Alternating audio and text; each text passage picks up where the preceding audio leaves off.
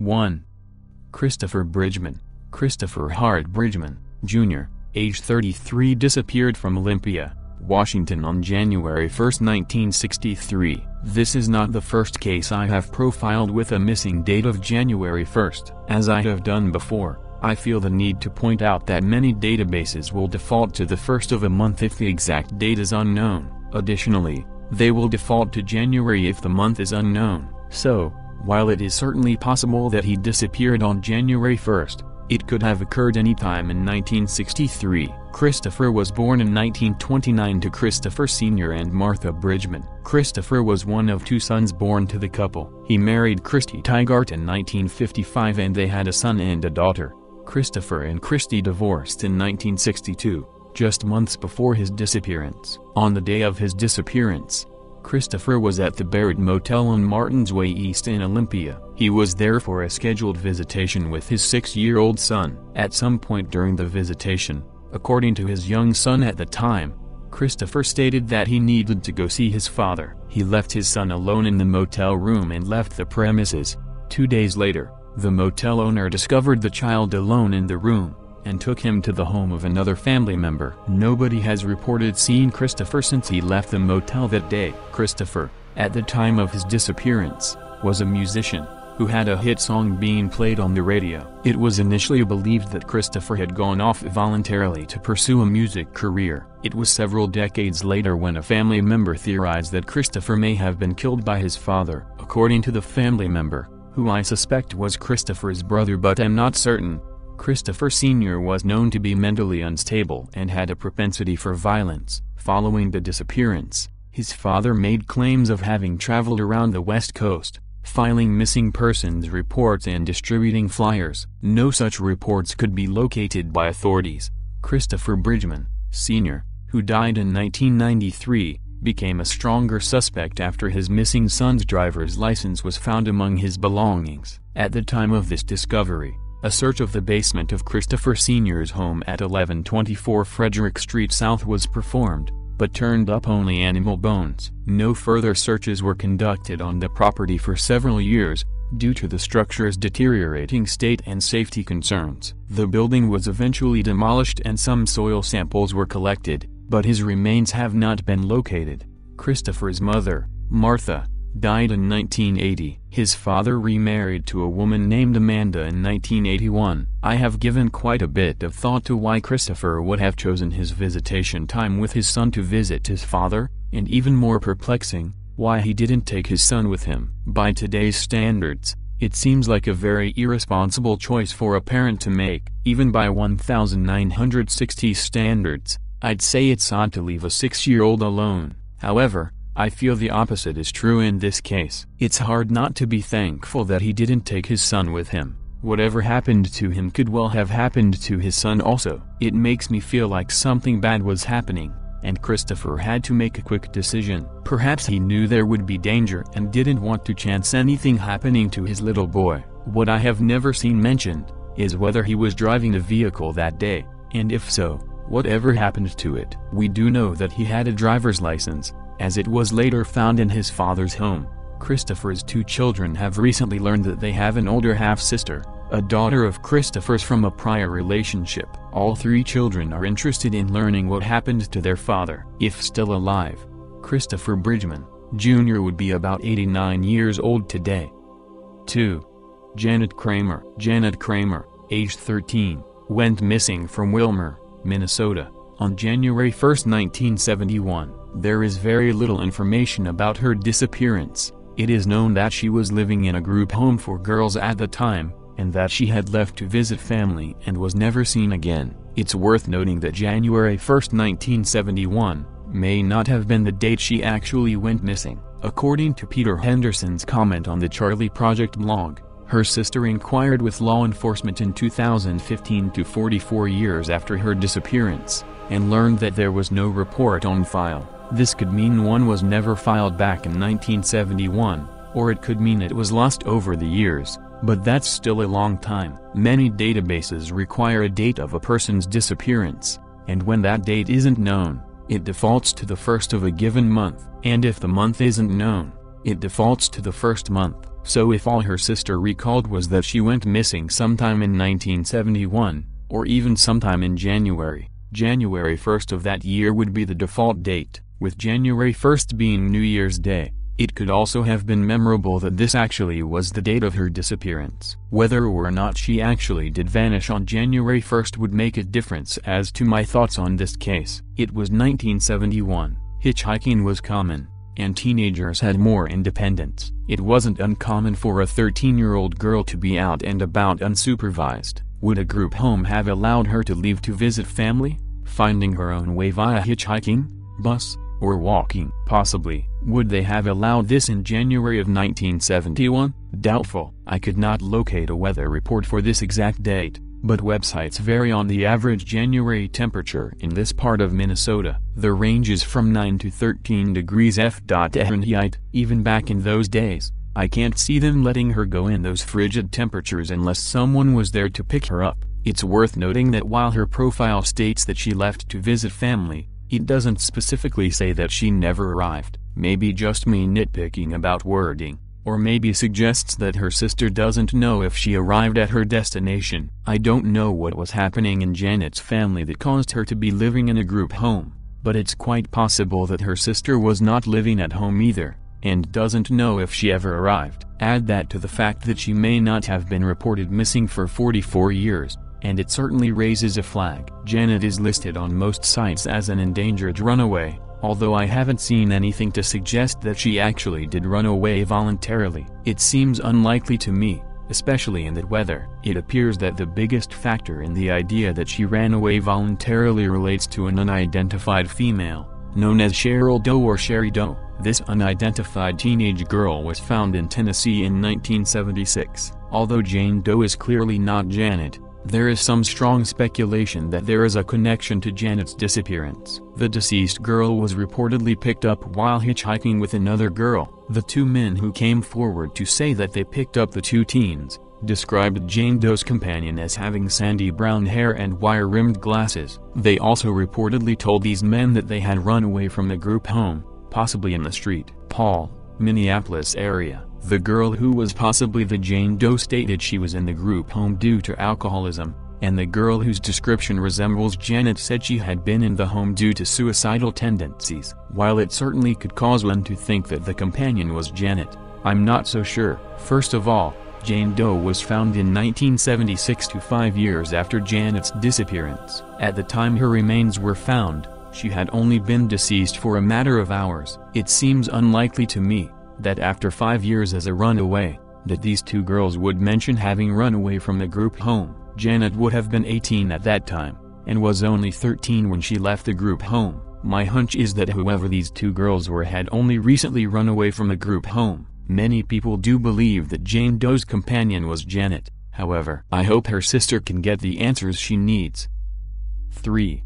Regina Cox. Regina Renee Cox, age 18, vanished from Somerset, Kentucky on August 23, 1997. She was last seen at the Armed Forces recruiting station at approximately 11:30 a.m. I am unsure of the exact location of this recruiting station. Looking at the U.S. military website, it would appear that it is now located at 3844 U.S. 27. At the time, it may have been located at 3697 U.S. 27, but I cannot be certain. Her car was found early the following morning, with several of her belongings, including her purse, inside the car. Her keys, however, were missing. The car was located by Regina's mother in a Walmart parking lot. Sources differ as to whether this Walmart was directly across the street from the recruiting station, or a mile away. No suspects have been named, although law enforcement does believe she was taken against her will. It has been suggested that her case could be connected to the disappearance of Erica Fraser,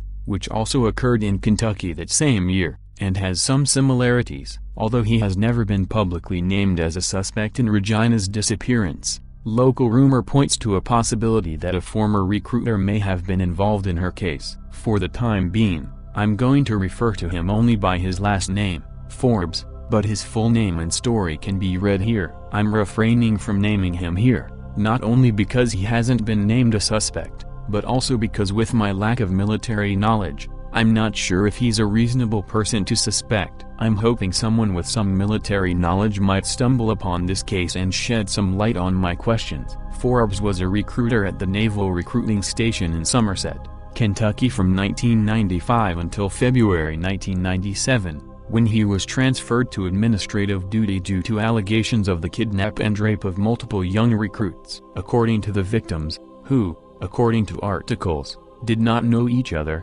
Forbes took them for long drives into remote areas and raped them. Forbes was eventually tried and convicted of kidnapping, rape, sexual assault, and other related military infractions. He was sent to Leavenworth Prison and was there for several years, before being exonerated on a technicality. These incidents of rape were alleged to have happened in late 1996, and the victims came forward in early 1997, resulting in his being transferred to administrative duty. He was convicted in August 1998. So, my questions. Regina did not go missing until August 1997, 6 months after Forbes had been transferred to administrative duty. Could he have still been at the recruiting station at that time? Are there administrative positions in a recruiting station? Regina had already joined the Navy, and was scheduled to report to the Great Lakes Recruit Training Center in September 1997, 1 month after her disappearance. Given that Forbes was no longer a recruiter as of February 1997,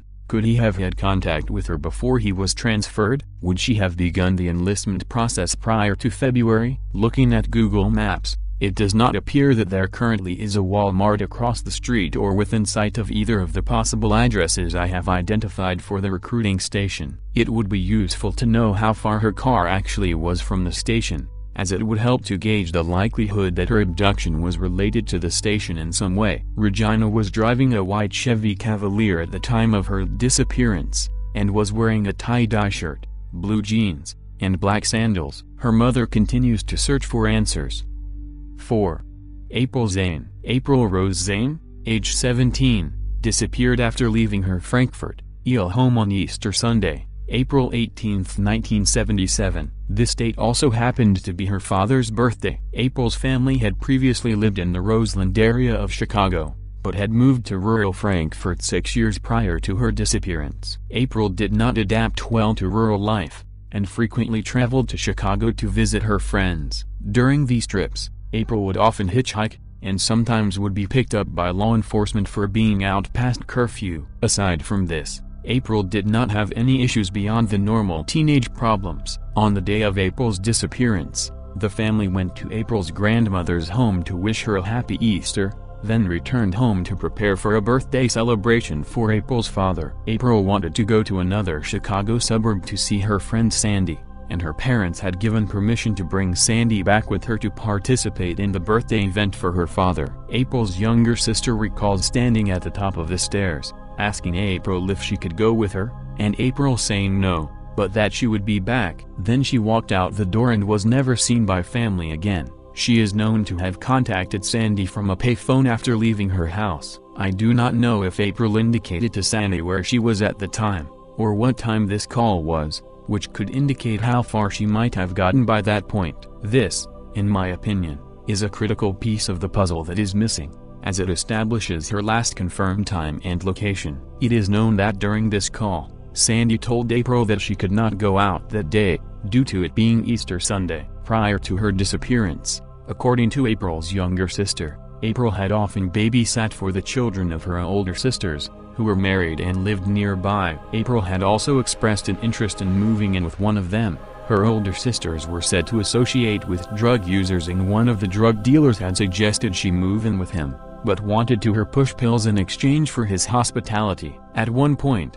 April turned in several of the drug dealers associated with her sisters. April's report resulted in arrests, and April feared retaliation. According to family, April's mother would often see a dark-colored car sitting outside their home. She would call police, but the car would always be gone by the time police arrived. Due to these concerns, April had gone to live with her grandmother for a while, but had listed her address as a homeless shelter, in order to avoid being tracked down. According to Sharon, April's younger sister, their older sisters did not make any effort to locate April after her disappearance. In fact, One of them told Sharon she was going to put a stop to Sharon's attempts to publicize April's case. One of them, it turned out, had never told her husband that April was missing. Sharon believes that one or both of them may have known something about her disappearance. One of them is deceased. Police refuse to question them. According to Sharon, April's family has had great difficulty in getting law enforcement to actively investigate April's case. In the beginning, no police report was created, although some officers did assist in searching nearby areas for April. As time has gone on, Sharon has found that the case is rarely even looked at, and that tips she has passed along have not been followed up on. This is another reason I think it would be important to know exactly where April made this phone call to Sandy from. If it can be established that April was in another town at that point, there is a possibility of having her case moved to a different jurisdiction. I also wonder if the identities of the drug dealers that April turned in are known. It's been a long time. Perhaps one of them has turned their life around, has a family of their own now, and might be willing to talk now. Even if they don't know exactly what happened to April, they might be able to identify the owner of the car that would park in front of April's house. Sharon has an idea of where April's remains may be. She states that the location is no longer accessible by foot or by car, but that at the time of her disappearance, it was a known shortcut. The vicinity has changed since then due to the building of roads. I hope this area can be searched. April is in the process of being declared dead, but her younger sister continues to search for her. 5. Christine Green. Christine Green, age 16, went missing on April 23, 1985, from Philadelphia, PA. Christine left her home that morning to take a trolley to school, and never arrived. She was a student at Bartram High School and did not have a history of running away, or of being absent from school. Christine had a kidney removed a year prior, and as a result, may have been in need of medication. Christine may have been pregnant at the time of her disappearance. In December of that year, another Bartram High School student was reported missing. Alan Briscoe, also age 16, was last seen by his mother on the night of December 12, 1985. The following morning, his mother went to work, and as was her usual routine, she called home at 7:30 a.m. to be sure Alan and his sister were up and getting ready for school. On this day, the 13th, nobody answered when she called. She tried calling again that afternoon, at 3:30 p.m., when she expected they would be home from school, but she still got no answer. Due to her working multiple jobs, she was not home until 11:30 p.m. She found her daughter there, but Alan was nowhere to be found. Her daughter said she had been at her grandmother's house as Alan had the house key and she was therefore locked out. She had only gotten there a half hour before her mother. Alan was reportedly at school during some point during the day, according to school officials. However, Alan's mother does not believe he ever arrived at school that day. I would guess this is based on the fact that his sister also attended Bartram High, and probably stated he was not with her when she went to school. A friend of Alan's reported having been with Alan that day. He stated that they rode around the city on the subway that day. He last saw Alan getting off the bus at Woodland Avenue, in the Briscoes' neighborhood. Alan had told him he was going to go visit a female friend. It's hard to ignore the fact that these two black teens, both 16, from the same high school mysteriously vanished the same year. It's also hard to see that Christine may have been pregnant, and Alan was going to see a female friend, without considering the possibility that the cases may be connected. I have not seen any evidence that Christine and Alan even knew each other, though. Alan's mother suspects that another boy in the neighborhood may have been involved in Alan's disappearance. She stated that he had come to the house to see Alan, and that she had warned her son to keep his distance from this individual, who has not been named. Both teens left all their belongings behind. Alan had received cash for his birthday, and it was left at home. Obviously lots of questions here. Did Alan and Christine know each other? Did they belong to the same circle of friends? Is there any possibility that they were involved? Did Alan's sister see him in the morning of December 13th? When and where did she last see him? Did he specify who he was planning to go see when he got off the bus? It seems odd to me that he would say he was going to go visit a female friend. Who says I'm going to visit a female friend? The boy in the neighborhood who Alan's mother was suspicious of. Did Christine know him? Did anyone see Christine on the trolley that morning? I hope both of these kids can be found. 6. Cheryl Tillinghast, 44-year-old cases are difficult to solve, potential witnesses have died, evidence may be long gone, and initial investigators could be retired. For the families of missing persons, though, the fight for justice has no expiration date. I try to be supportive of the investigation, Laura Hinckley told Dateline. I try to keep on the investigators' heels. Hinckley's sister Cheryl Ann Tillinghast, then just 17 years old, was last seen September 24, 1973 in Wassaic, New York, a small town on the New York-Connecticut border. According to her family, Cheryl left $150 worth of paychecks and all of her belongings at her apartment. At the time, Tillinghast hadn't been living at home for almost a year. She'd been sent to a reform school for girls after pleading guilty to a possession of marijuana charge. The reform school burned down, though, and Tillinghast was sent to the Wassaic State School for Mental Defectives. She graduated from that school,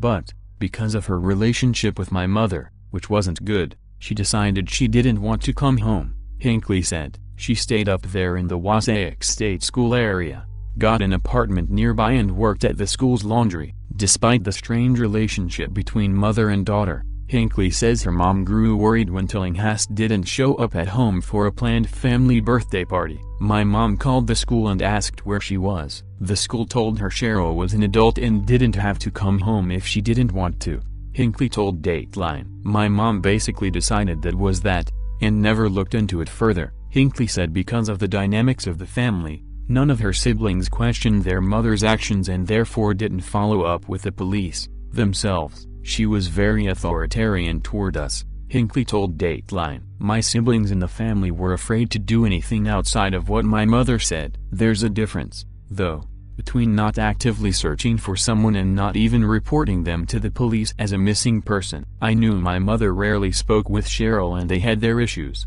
but surely she'd reported her missing. Surely the police had been looking for her all this time, Hinckley thought. I was only 9 years old when she went missing, so all these years I thought they were looking for her and were going to find her one day. One day in 1998, to 25 years after Tillinghast was last seen, Hinckley and her siblings discovered the unimaginable. Their sister had never been reported missing to the police. I was shocked, Hinckley told Dateline. She was a 17-year-old child who disappeared into thin air and left behind her belongings. The school had a responsibility to call the police. My mother should have fought for her from the time she knew Cheryl disappeared until she took her last breath. The unfortunate discovery happened by accident. A sheriff in Chester County, New Hampshire had an unidentified remains investigation of a female. New York State Police Senior Investigator Tom Crowley told Dateline. The Sheriff's Department in New Hampshire saw a civilian report in New York of Cheryl Ann Tillinghast and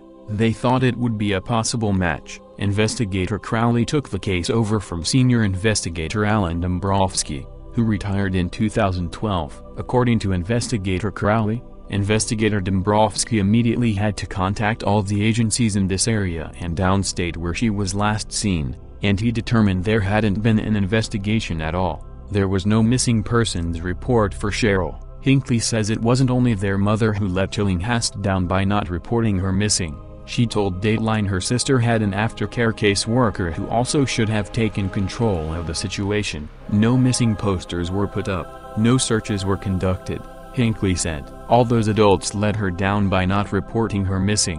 By 1998, though, the damage done by not having an initial investigation was almost impossible to overcome. It's a bad place to start, obviously, Investigator Crowley said. But, Investigator Dombrowski did the best job he could trying to figure out what happened by searching through records to piece together a timeline. Despite her failure to report her child as missing, Tillinghast's mother was never suspected of having a role in her daughter's disappearance, according to Investigator Crowley. With few leads to go on, according to the investigation's records, members of the New York State Police Intelligence Unit combed through police databases to see if Tillinghast had even existed after the date she was last seen. They looked at pay stubs, taxes, her social security number.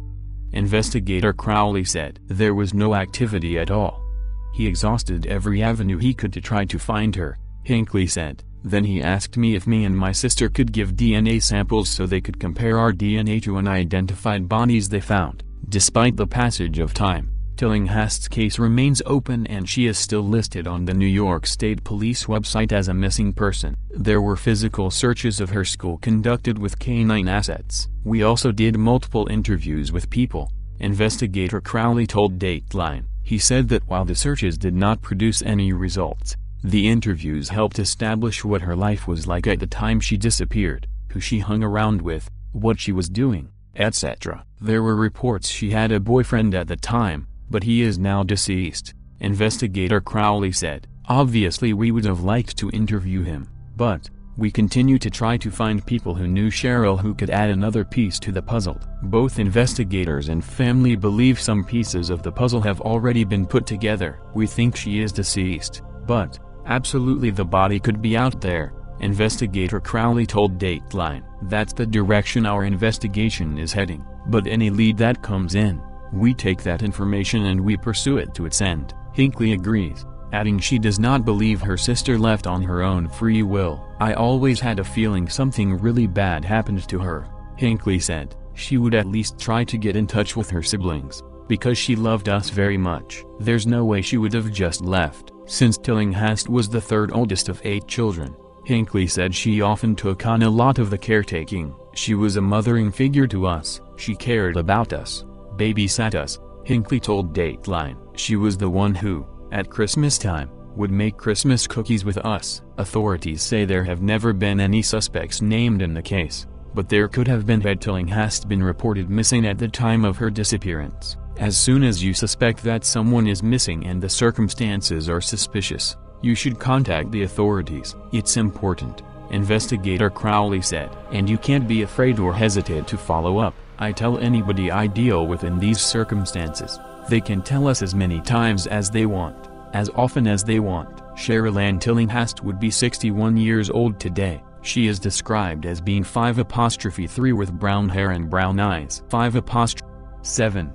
Tammy Akers and Angela Rader. Tammy and her friend, Angela Rader, were dropped off at William Ruffner Junior High School by one of the girls' relatives on February 7, 1977 in Roanoke, Virginia. The girls did not attend classes that day and were last seen hitchhiking in the city. Neither girl has been heard from again. Angela and Tammy had run away together several times before their disappearances in 1977. The police originally did not take their disappearances seriously as a result. Several months after their disappearances, one of the girls' mothers got a phone call from someone saying she was her daughter and was all right. Tammy and Angela were also allegedly seen in a grocery store in the months after they vanished, but that sighting was never confirmed. The girls' mothers told authorities that Tammy and Angela worked for a friend of their families, Earl Conrad Bramblett, in 1977. A photo of Bramblett is posted with this case summary. Tammy's mother stated that her daughter was friends with Bramblett and his wife at the time,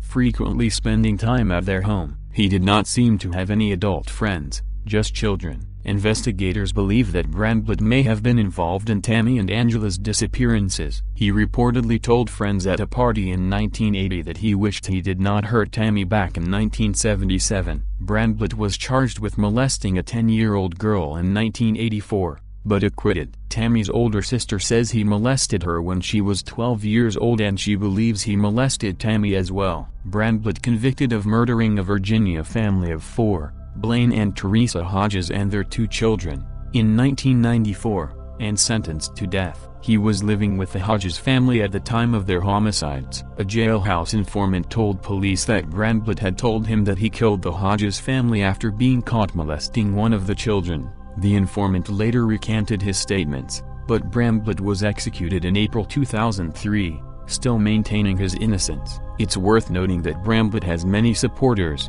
particularly online, who believe he was wrongly accused. The same people maintain that both Tammy and Angela ran away from Roanoke voluntarily in 1977. 8 months after Bramblett was sent to death row, authorities dug up the yard of the house he had been living in when Tammy and Angela disappeared. They found nothing and their residence's current owners did not give them permission to search inside the house, so they never had the opportunity to look in the basement where they believed Tammy and Angela may be buried. Bramblett always maintained his innocence in the missing girls' cases. He said he was drunk when he made the statement about hurting Tammy in 1980, and his comment was misinterpreted. He said he believes Tammy died in a bonfire in Central Florida in 1980, and the police know about it and have tried to cover it up.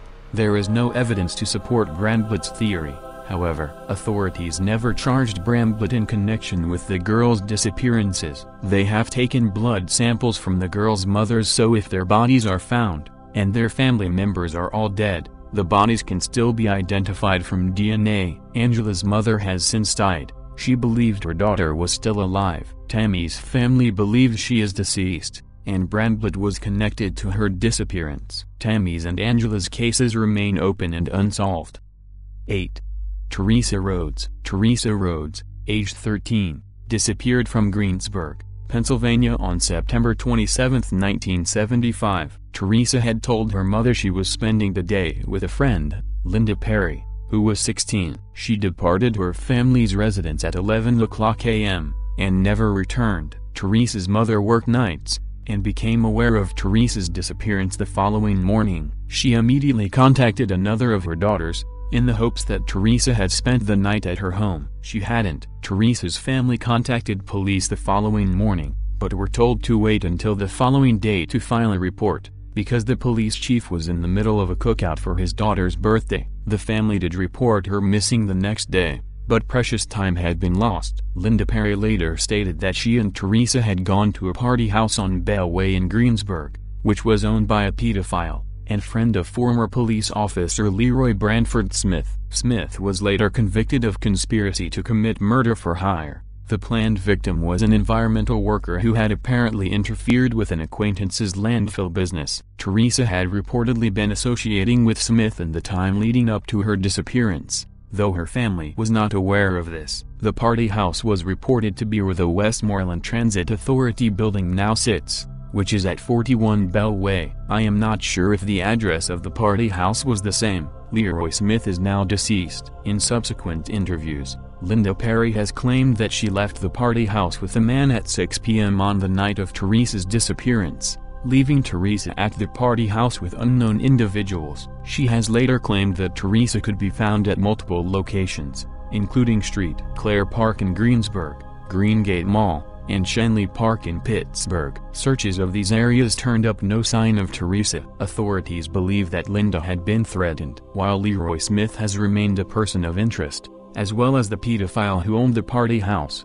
a more recent interview with a detective and friend of the Rhodes family has stated that he believes 3 actors took advantage of her that night. Someone has to know what happened to Teresa. I am sure Linda Perry does. My own opinion is that she was very lucky that she made it home that night, and while I do not know Teresa or any of her family, my hunch is that had it been the other way around, Teresa would have done anything she could to see that Linda was found, and that her family would not have to suffer for over 40 years with not knowing what happened to their daughter and sister. Linda, if you happen to see this, there are plenty of ways to give information anonymously. You weren't the only one there. You aren't the only one who knows. It has been too long. Please come forward. Teresa was a student at the now-defunct St. Paul Middle School at the time of her disappearance. She was in 8th grade. She enjoyed cooking and baking, especially around the holidays. I hope Teresa can be found soon.